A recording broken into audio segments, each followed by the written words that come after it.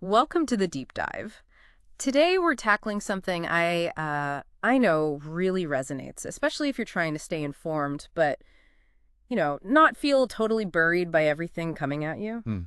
Information overload, right? Exactly. So Right. we're diving into attention and focus, using insights from a really interesting TEDx talk by Chris Bailey. Oh, yeah, the productivity guy who does all those self-experiments. That's the one. And what's great is it's not just theory. He really lived this stuff, did his own deep dives, and backed it up with research. Right, very hands-on. So our mission here is basically to pull out why we get so distracted, but more importantly, find some, practical ways to get that focus back, maybe think a bit clearer, spark some creativity even. Sounds good.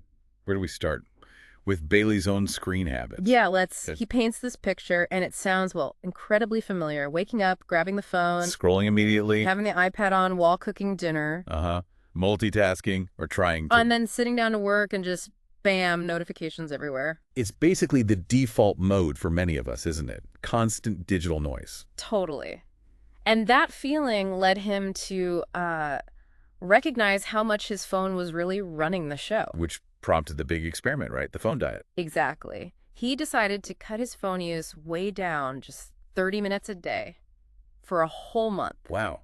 That's pretty extreme compared to how most people use their phones. It really is. And the results? Pretty revealing. What did he find? Was it just withdrawal at first? Well, yeah, there was definitely an adjustment period, but after that, his concentration actually improved, like noticeably. He could focus for longer stretches. Yeah. But also, and this is really interesting, he started having more ideas. More creative thoughts. Or planning. Both, actually. Ideas just sort of bubbling up more often, and he found himself thinking more about the future, making plans. It's like reducing that one big stimulation source, freed up mental energy. That makes sense. Yeah. It wasn't just less distraction. It was a change in his whole cognitive state, almost. Precisely. And that personal test really kicked off his deeper investigation. He went into the research literature, talked to experts. Hundreds of papers, interviews. Yeah. Trying to figure out the science behind it all. Yeah. And that's where he lands on this really key insight about distraction. That it's not the real enemy. Kind of. He argues that we think we're just easily distracted, but that's more of a symptom Okay, a symptom of what? of our brains being fundamentally overstimulated. Right. So it's not that we lack willpower. It's that our environment has trained our brains to constantly expect more. Exactly. Like, he mentions this research looking at how long people focus on a computer task. With Slack or email open, it was something like 40 seconds before switching. Okay. No, But that's even fine. with those closed, it was still only about 35 seconds. Wow. So not a huge difference. That does suggest something deeper going on. Right. It points to this underlying state of the brain wanting that next hit of stimulation. And that ties into the whole novelty bias thing, doesn't it? Yeah. And dopamine. Absolutely. Our brains are wired to notice new things. It was an evolutionary advantage, Sure, spotting the predator, finding the food. But now, that same mechanism gets hijacked by emails, notifications, social media updates. And each little novelty gives you that tiny squirt of dopamine, the pleasure chemical. Yeah, like a little reward makes you want to check again. And again. So our brains aren't just passive victims of distraction. They're actively seeking it out because they get rewarded for it. Exactly. And understanding that cycle is huge if you want to feel less overwhelmed by information. It's not just the amount of info, it's how our brains are reacting to it. Right. You have to address the brain's craving, not just try to block the external stuff. Which leads perfectly into his next rather unusual experiment, deliberately seeking out boredom. Slight chuckle. Okay, yeah, this sounds completely backward, doesn't it? Yeah. Why would anyone choose to be bored? I know. He actually asked his readers for the most mind-numbingly boring things they could think of. Oh boy. What made the list? Things like reading the iTunes terms and conditions cover to cover, Oh my God, seriously? waiting on hold with an airline baggage claim intentionally, counting the zeros in pi, just watching a clock tick. Okay, that's dedication to the cause. An hour a day of that for a month? Yep. Sounds like torture, but guess what? Let me guess. After the initial pain, it had similar effects to the phone experiment. You got it. Again, an adjustment period, but then better attention span, more ideas popping up, more future planning. So forcing low stimulation achieves something similar to removing high stimulation. It seems so. And he connects this to research on vacations, Right, the idea that it takes a while to actually wind down. Yeah, studies suggest it takes about 8 days on vacation before our minds really settle and rest properly. Which most of us don't get nearly often enough, 8 full days of decompression. Exactly. So this intentional boredom, it's like giving your brain that chance to reset, even Yeah. in small doses. It lowers the baseline level of stimulation. So your brain stops craving the constant hits of novelty quite so much. That seems to be the idea. It makes it easier to settle into focused work later because the contrast isn't so jarring. It's like, um, cleaning your palate. A mental palate cleanser. I like that. And this idea of letting the mind settle ties into another concept he talks about, doesn't it? Scatter focus. Ah, yes. Letting your mind wander. He uses that great Tolkien quote. Not all those who wander are lost. Yeah, applying it to our attention. It makes you think differently about those times your mind drifts off, right? Definitely. Like those aha moments you get in the shower or when you're out for a walk. You weren't trying to solve the problem then. Exactly. That's scatter focus. It's not being distracted from something. It's a different mode of attention that's actually really valuable. For creativity, for making connections, Yeah. even just for planning your day. And he cites research on where our minds actually go when they wander. It's fascinating. Where do they go? Mostly dwelling on the past? Regrets? Actually, no. We spend some time on the past, maybe 12%, about 28% on the present. Okay. But almost half the time, 48% our wandering minds are thinking about the future. Really? Planning, anticipating. Yeah. It's called the mind's perspective bias. We naturally tend to look ahead when our minds aren't tethered to a specific task. That's why the shower is prime planning time for so many people. That makes so much sense. Your brain's finally got a little space, so it starts organizing what's next. And Bailey gives examples of how to deliberately create that space, activities that encourage mind wandering. Like what? Beyond showering. Well, he took up knitting, Knitting. but also things like taking a longer bath, going for a walk without your phone. Ooh, that's a hard one for some people. Definitely. Or even just waiting in line patiently, not automatically reaching for the phone. Or, get this, getting a massage but keeping a notepad nearby for ideas. Huh. Capturing those relaxed thoughts.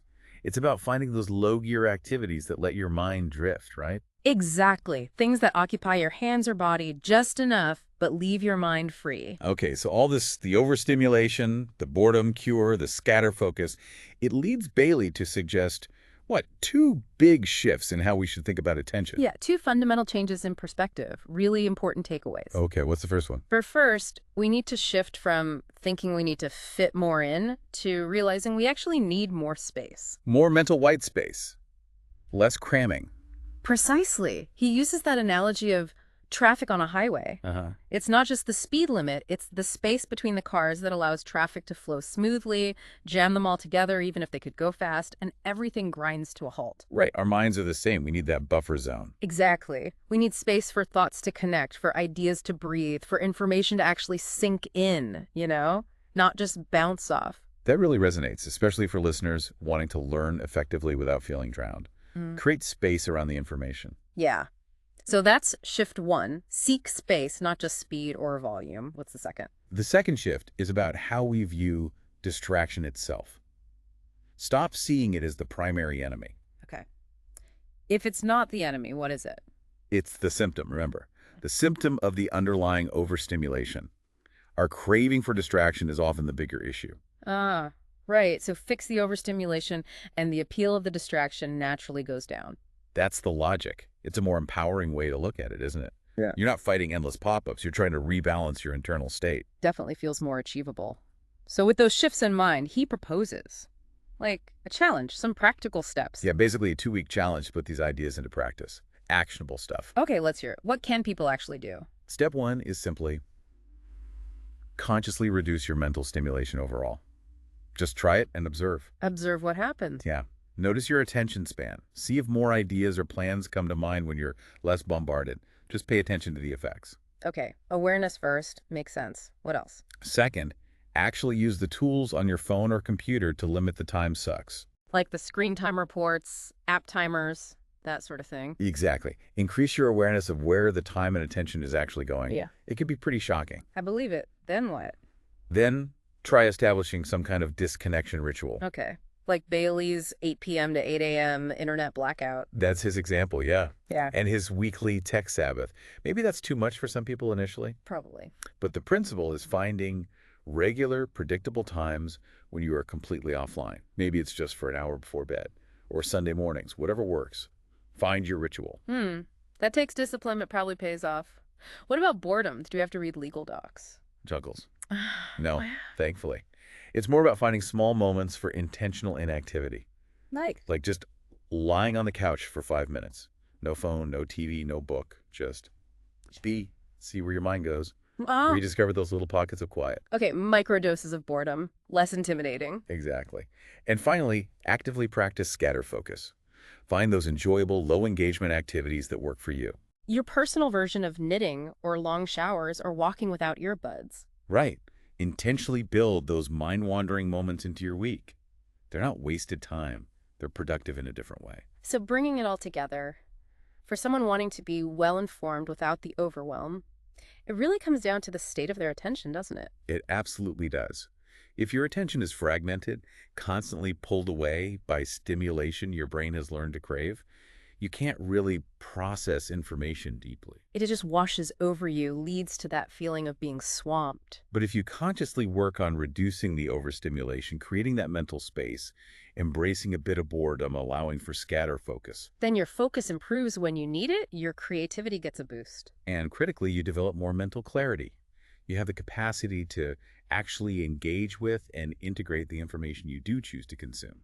So it's less about filtering the outside world perfectly and more about tuning your internal environment so you can handle the input better, cultivating the soil before planting the seeds. That's a great way to put it. It really circles back to that core idea. The state of our attention determines the state of our lives, including how well we learn and understand. Right. So maybe a final thought for everyone listening. Thinking about their own attention. Yeah, perhaps consider this. What's just one small thing you could do in the next, say, 24 hours to slightly reduce your mental stimulation? Could be tiny. Turning off one set of notifications. Putting the phone away during lunch. Exactly. Yep. Something small. And just notice. Notice if anything feels different in your focus, your thoughts, even for a moment.